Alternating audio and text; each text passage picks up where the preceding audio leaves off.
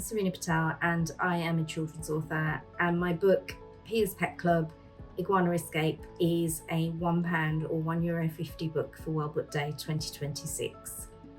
I have 5 recommended reads for you. So the first one is actually the first book in the Pia's Pet Club series, and it's called Puppy Problem.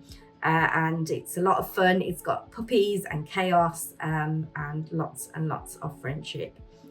I'm also going to recommend The Misadventures of Mina Mahmood by Farhana Islam. It's really funny, and it's also got a little bit of a mystery in there too. Also on my list is the series which is called Loki, A Bad God's Guide to Being Good.